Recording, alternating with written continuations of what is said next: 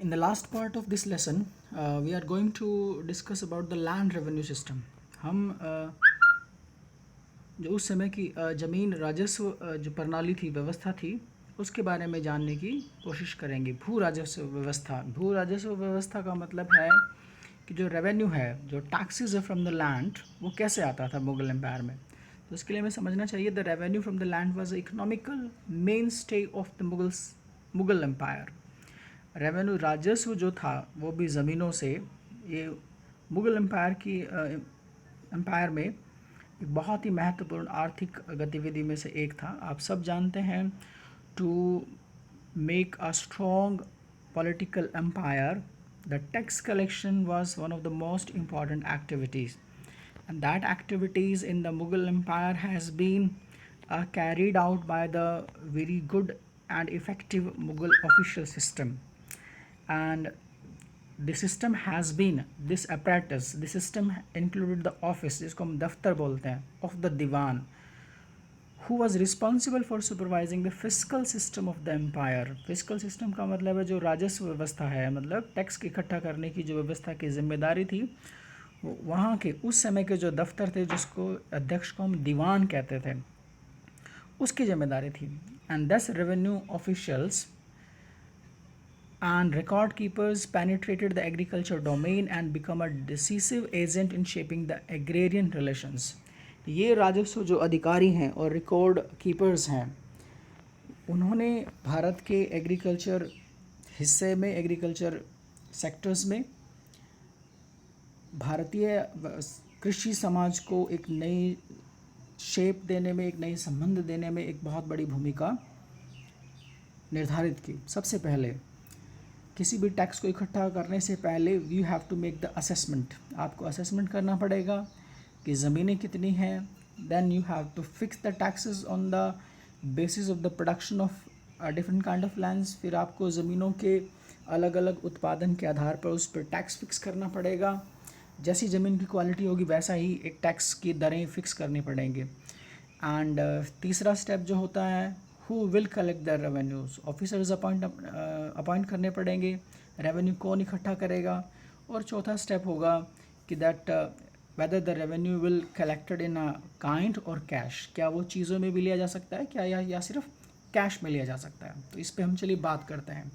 Question इसका जो frame होता है, what do you know about the land revenue systems during the Mughal empire. सबसे पहले Mughal state tried to first acquire specific information about the extent of agricultural lands in the empire, what these land produced, before fixing the burden of taxes on the people. सबसे पहले मुगलों ने जानकारी इकट्ठा की कि कितनी जो कृषि भूमि है वो हमारे यहाँ पर उपलब्ध है और कितनी किस तरह का टैक्स उन पर लगाया जा सकता है. And the land revenue arrangements consisted of 2 stages. Land revenue था उसे 2 स्टेजेस में फ़िक्स किया गया. सबसे पहले जिसको हम बोलते हैं जमा और दूसरा बोलते हैं हासिल. पहला है जमा and second one is hasil. First one assessment, जिसका मतलब है जमा, and then actual collection. It means jama मतलब कितना कलेक्ट किया गया. The jama was the amount assessed as opposed to the hasil. जमा जो है वो अमाउंट आपने अनुमानित है वो है, और अपोज टू हासिल कि जो हमने अनुमानित जमा फिक्स की थी और उसमें से हमने कितना अमाउंट कलेक्टेड किया, दैट इज़ कॉल्ड हासिल. And in this list of duties, और ये जमा और हासिल करने का जो काम है, that was done by the आमिल गुज़र और रेवेन्यू कलेक्टर. अमाउंट कलेक्शन करने का अधिकार है, रेवेन्यू कलेक्शन करने का जो अधिकारी था, दैट ही इज़ कॉल्ड आमिल गुज़र. एंड अकबर डिक्रीड का मतलब अकबर ने आदेश दिया, he should strive to make cultivators pay in cash. ये कोशिश करें कि जो कल्टिवेटर्स है, किसान है, वो कैश में पे करें. एंड इसके साथ साथ the option of payment in kind was also to be kept open. इसके साथ साथ ये किसान कैश पे नहीं कर सकता है तो वो चीज़ों के माध्यम से भी भुगतान कर सकता है. इसका मतलब वो अनाज इत्यादि और दूसरी चीज़ें इत्यादि देकर भी अपना टैक्स चुका सकता है. While fixing the revenue, the attempts of the state was to maximize its claims. और टैक्स फिक्स करने समय राजा जो दरबार है या राज्य जो आप कह सकते हैं, वो कोशिश करता था कि वो उसे अधिक से अधिक टैक्स प्राप्त हो. इसके साथ साथ both cultivated and uncultivated and cultivable lands were measured in each provinces. पूरे भारत में उस समय के साम्राज्य में ज़मीनों का मेज़रमेंट किया गया, उनका मापन किया गया. जो आईने अकबरी है, compile the aggregates of such lands during the Akbar rules. आईने अकबरी में अकबर के साम्राज्य के समय में, राजशासन के समय में उनका सभी का मेज़रमेंट किया गया, उसको रिकॉर्ड किया गया. Efforts to measure land continued under the subsequent emperors. For instance, in 1665, Aurangzeb expressly instructed his revenue officials to prepare annual records of the numbers of cultivators in each village. और 1665 औरंगजेब के समय तक भी उन्होंने अपने revenue officials को आदेश दे रखा था कि उन्हें हर गांव के किसानों की संख्या और उनकी ज़मीनों का एक एग्जैक्ट रिकॉर्ड इकट्ठा करना है. इसके साथ साथ हम थोड़ा सा ये भी देख लेते हैं कि क्लासिफिकेशन ऑफ लैंड्स है. हमने कहा कि तो जो ज़मीनों के आधार पर अब उस समय में 3 तरह की आप कह सकते हैं जो ज़मीनों की जो टैक्सेस हैं वो ज़मीनों की प्रोडक्टिविटी के हिसाब से तय की जाती थी. इसमें सबसे पहले जो ज़मीन है वो ज़मीनों को हम कह सकते हैं वो 3 कैटेगरी में डिवाइड किया गया. First one polaj, second one chachar and third one banjar. Polaj का मतलब है polaj is a land which is annually cultivated for each year and never allowed to lie fallow. कि पोलज उस ज़मीन को कहा जाता है जिसमें एक साल में 2 वर्ष खेती होती है और कभी भी उसे खाली नहीं छोड़ा जाता. Chachar is a land that lain fallow for 3 और 4 ईयर्स. छाछर वो ऐसी. सेकेंड वन था परोती. नंबर ये 4 कैटेगरी में है. Second one is parauti. Parauti is a land left out cultivation for a time that में रिकवर इट्स स्ट्रेंथ. परोती जो है वो ज़मीन जो है वो साल में एक फसल उसमें ज़रूर ली जाती है और एक समय के लिए उसे खाली भी छोड़ा जाता है so that it can recover its strength. Chachar is a land that has lain fallow for 3 और 4 ईयर्स. छाछर जो ज़मीन होती है उसे 3 या 4 वर्ष के लिए खाली छोड़ा जाता है. एंड बंजर is a land uncultivated for the 4-5 years and more. बंजर ज़मीन वो होती है जिस पर 5 साल तक कोई खेती ना की गई हो. That kind of a land is called as banjar. तो हमें समझना चाहिए कि अकबर के समय में land has been classified into 4 categories. First one polage, second one is paroti, second one छाछर and third one बंजर.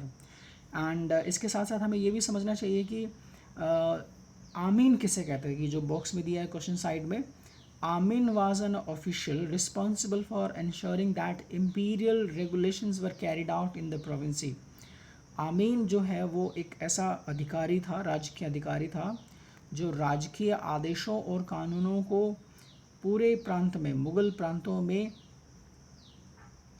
इम्प्लीमेंट करने के लिए ज़िम्मेदार था. ये हमें सिस्टम में याद रखना चाहिए. दूसरा एक और भी क्वेश्चन इससे संबंधित बनता है जो बॉक्स में दिया है, वो मनसबदारी सिस्टम किसे कहते हैं.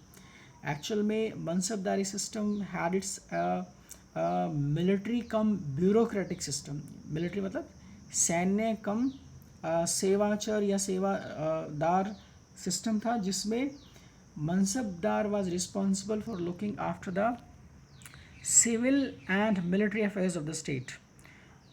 जो मनसबदार होते थे वो नागरिक और सैन्य मामलों के लिए ज़िम्मेदार थे और उसको देखते थे. और इसमें some of the mansabdaris were paid in cash. कुछ मनसबदारों को कैश में पे किया जाता था. And while majority of them were paid through assignments of revenue, jagir जिसको हम कहते हैं, in different regions of the empire. बहुत सारे ज़मींदारों को, मनसबदारों को जागीरें दी जाती थी. जागीरें का मतलब है they have been allotted the land in the different region of the empire. उन्हें उनके साम्राज्य में अलग अलग हिस्सों में ज़मीनें या टेरिटरी दी जाती थी जिससे वो टैक्स इकट्ठा कर सकते थे. इसके साथ साथ हम ये भी जानने की कोशिश करेंगे कि जो टैक्सेस है that was paid in a 4 categories जिसको हम कह सकते हैं कैश और kind. Revenue collection was divided into 4 categories, 3 categories in a 4 category. First one is kankut जिसको हम कनकूत कहते हैं. सेकंड वन इज़ बटाई जिसको भावली भी कहते हैं. एंड थर्ड वन खेत बटाई. एंड फोर्थ वन लंग बटाई। चौथा जिसे होता है हम लंग बटाई भी कह सकते हैं। फर्स्ट वन में कनकूत में जिसे हम कहता है इन हिंदी लैंग्वेज, कन का मतलब होता है grain and kut means estimates. If any doubts arises the crop should be cut and estimated in 3 lots। यदि इसमें इस तरह में फसलों को काट कर उसे 3 कैटेगरी में डिवाइड किया जाता था, the good and middling and inferiors. तो इसमें से जो भी हिस्सा हो सकता था वो मुगल ऑफिशियल्स उसे लेके जा सकते थे। सेकेंडली इज कॉल्ड एज बटाई। बटाई का मतलब इसको भावली भी कहते थे। क्रॉप्स आर रिप्ड, इसमें फसलों को काट लिया जाता था। Stacked and divided by agreement in the presence of parties. और स्टैक्ड मतलब इससे फसलों को कटी हुई फसलों को उसे अलग अलग गट्ठर में बांध कर रख दिया जाता था और उसे अलग अलग पार्टीज़ अपने अपने हिसाब से डिवाइड कर लेती थी। एंड थर्ड वन खेत बटाई। खेत बटाई का मतलब होता है कि when the fields are sown, the area of that sown field has been divided by the officials and the peasants. किसानों और ऑफिशियल्स के बीच में उसमें खेत में जोती हुई फसलों के आधार पर अपना अपना एरिया डिवाइड कर लिया जाता था। एंड लास्ट जो था that is fourth one lung बटाई। लंग बटाई का मतलब है after the cutting of grain they form it in heaps. इसके बड़े बड़े ढेर बनाए जाते थे, डिवाइडेड अमंग देमसेल्व्स, और उसके हिसाब से वो अपने आप को डिवाइड कर लेते थे। Each take share homes and turns to profit. और हर आदमी से अपने अपने तरीके से अपने साथ ले जाता था। फिर उसके बाद अगला क्वेश्चन आता है कि फ्लो ऑफ सिल्वर की 16 और 17 सेंचुरीज़ के दौरान भारत में जो चांदी का जो फ्लो है, चांदी जो धातु है उसका बहुत अधिक प्रवाह हमारे यहाँ पर हुआ। इसका मतलब, और चांदी का प्रवाह होने के पीछे रीज़न ये था कि इसका मतलब ये था कि भारत में उस समय में पॉलिटिकली तौर से भारत बहुत ही स्ट्रॉन्ग था, और पॉलिटिकली जो भी राज्य स्ट्रॉन्ग होता है तो वहाँ पर ट्रेडिंग एक्टिविटी अच्छे से हो सकती है। तो इसमें हम जानने की कोशिश करेंगे कि not only in India but in Asia that had managed to a consolidated power. इसके साथ साथ एशिया में empires were the Ming dynasty in China, Safavi rulers in Iran, Ottoman rulers in Turkey. This political stability achieved by all these empires helped and create vibrant networks of overland trade from China to the Mediterranean Sea. इन शक्तिशाली साम्राज्यों की उपस्थिति की वजह से Asia में एक बहुत ही शानदार जो व्यापारियों का जो आवागमन है वो भूमध्य सागर के माध्यम से हुआ, और जिसकी वजह से एक नए संसार का जो आगमन है या एक्सपेंशन ऑफ एशिया है, expansion Asian trades with Europe has been increase at that time. और उसी एक्सपेंशन ऑफ ट्रेड की वजह से and expanding trade brought in a huge amount of silver. जब ट्रेड्स का चीज़ों का आदान प्रदान हुआ तो they have been exchange in the silvers at the time. Expanding trade brought in huge amount of silver bullion into Asia to pay for goods procured from India, and this was the good for India as it did not have the natural resources of silver। ये भारत के लिए बहुत अच्छा था क्योंकि भारत में उस समय में सिल्वर के कोई इतने बहुत बड़े भंडार नहीं थे। इसके साथ साथ हम इसका जो एक टेस्टमनी है कि हमें कैसे पता चलता है कि भारत में उस समय में सिल्वर का बहुत बड़ा एक्सचेंज हुआ, तो इसका सबसे बड़ा जो जिक्र किया है the testimony of an Italian traveller जिसका नाम है जियोवनी करेरी, वो पास थ्रू इंडियन 1690, जो भारत से 1690 में गुजरा। ए प्रोवाइड्स, उसने दिया है graphic account about the way silver travelled across the globe to reach India, जो दुनिया के तमाम हिस्सों से होकर भारत में पहुंचते थे। ये उसके टेस्टमनी से, उसके डिस्क्रिप्शन से हमें पता चला है। It also gives an idea of the phenomenal amount of cash and commodity transaction in the 17th century India। और इन्होंने बताने की कोशिश की कि ये एक कैश का एक बहुत बड़ा माध्यम था जिसकी वजह से हम चीज़ों का आदान प्रदान करने में इसका इस्तेमाल करते थे। Now will see the last part that is आईने अकबरी ऑफ अबुल फजल। थोड़ा सा हमने इसके बारे में पहले से पढ़ लिया है, लेकिन फिर भी हम थोड़ा सा इसके बारे में जान लेते हैं। Aine Akbari was written by Aine Akbari was a book. It is written by the Abul Fazl at the order of Emperor Akbar, and it was completed in 1598, और ये लगभग 1598 में जाकर कंप्लीट हुई। That is a 42nd regional year of the emperor. वो अकबर के 42वें शासक होने के काल में 1556 में बाबर मुग़ल एम्परर्स बनते हैं, दिल्ली के बादशाह बनते हैं। उसके बाद उन्होंने उसको अपॉइंट किया था, तो लगभग आप कह सकते हैं कि ये 42वें वर्ष में उसके जाके कंप्लीट हुई। और आइन अकबरी के बारे में थोड़ा सा और भी जान लेते हैं कि Ain Akbari, this history is known as the Akbarnama and actually this has been comprise 3 books. Akbarnama mainly 3 book से मिलके बनी है। First to provide a historical narrative, पहले 2 बुक में हिस्टोरिकल नरेटिव है, ऐतिहासिक व्याख्या है। एंड जो थर्ड बुक है जिसको हम आइन अकबरी कहते हैं, was organise as a compendium of imperial regulation in a gazetteer of the empire. और थर्ड बुक जिसको हम आइन अकबरी कहते हैं वो मुग़ल एम्पायर का एक गजेटियर है। गजेटियर मतलब उसके एम्पायर की रूपरेखा, एडमिनिस्ट्रेशंस, रेवेन्यू कलेक्शंस, प्रोविंशियल्स, फैमिली के बारे में, उन सब के बारे में एक डिटेल जानकारी हमें प्रोवाइड कर दी है। इसका पहला क्वेश्चन हम कर चुके हैं। अब हम मेनली फोकस करते हैं आइन अकबरी के बारे में कि आइन अकबरी एक्चुअल में है क्या। तो इसके हम सेकंड पैराग्राफ से देख सकते हैं। द आइन अकबरी, आइन is made up of 5 books, इसको दफ्तर भी कहते हैं। आइन अकबरी जो है 5 दफ्तर से मिलकर बनी है। First 3 books describe the administration, पहली जो 3 बुक हैं, 5 दफ्तर में से 3 दफ्तर जो हैं वो एडमिनिस्ट्रेशंस के बारे में बताते हैं। और उसको हम क्या क्या कहते हैं। सबसे पहले द फर्स्ट बुक कॉल्ड मंजिल आबादी, पहली बुक को मंजिल आबादी कहा जाता है।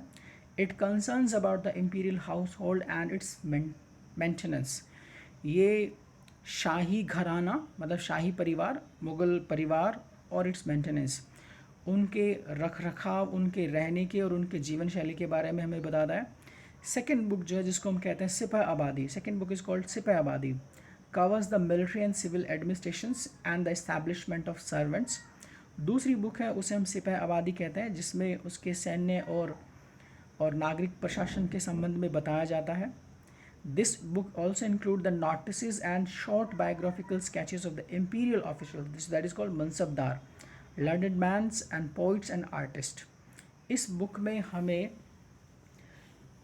मनसबदार जो हैं, जो राजकीय ऑफिसर्स हैं, अधिकारी हैं, विद्वान, कवि और कलाकारों के छोटे छोटे जो जीवन वृत्त हैं उनके बारे में पता चलता है। थर्ड बुक बहुत इंपॉर्टेंट है। Third book is called as Mulk Abadi, is one which deals with the fiscal side of the empire and provide rich quantitative information or revenue rates followed by the account of 12 provinces।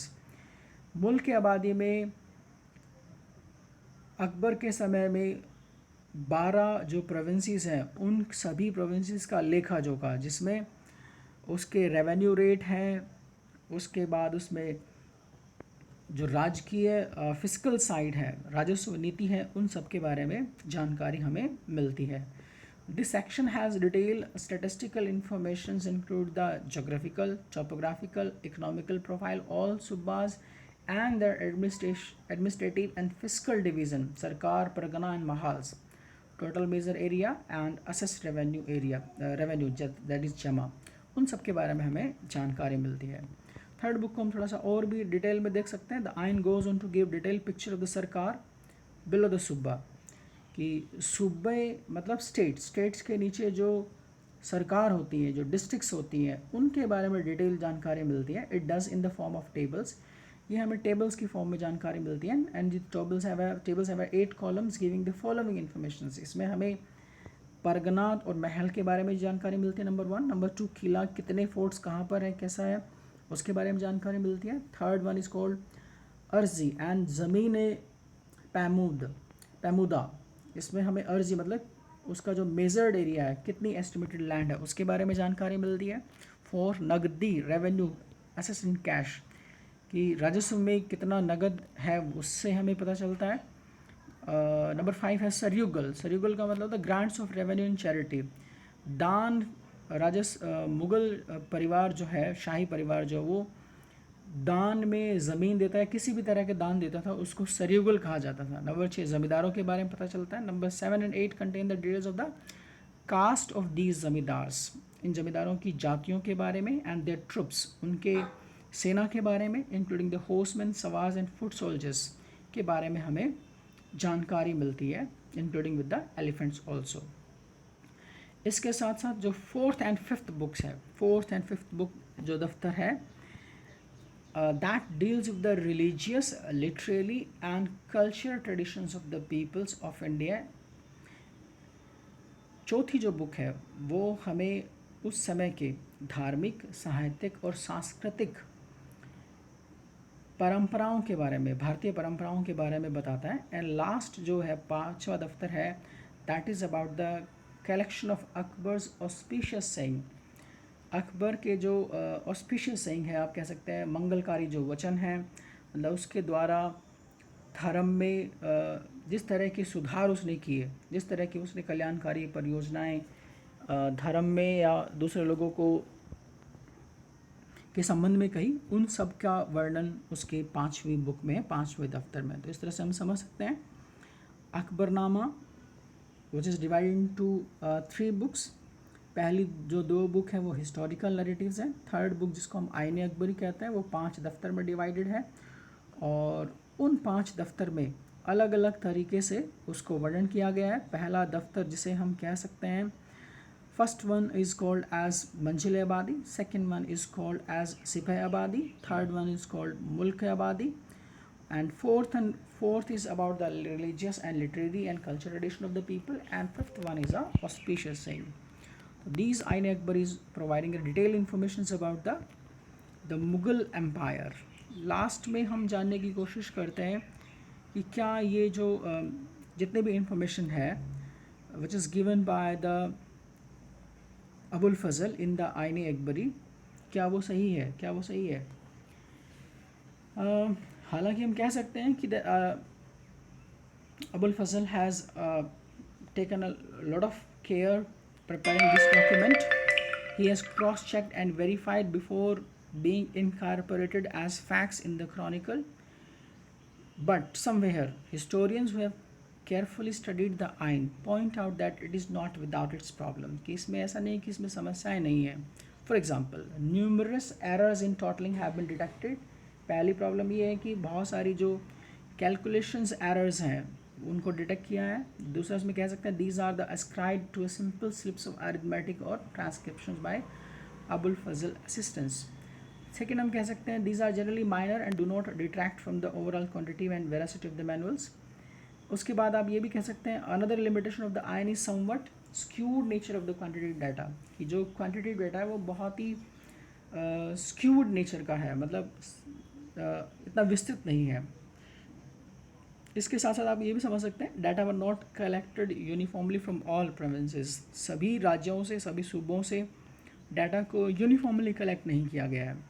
इस उदाहरण के लिए मैंने सुबह detail information was compiled about the caste composition of the zamindar. बहुत सारे जो सूबे हैं उनका जो कंपाइलेशंस है वो कास्ट, ज़मींदार की कास्ट के हिसाब से है। And but such information is not available in Bengal and Orissa.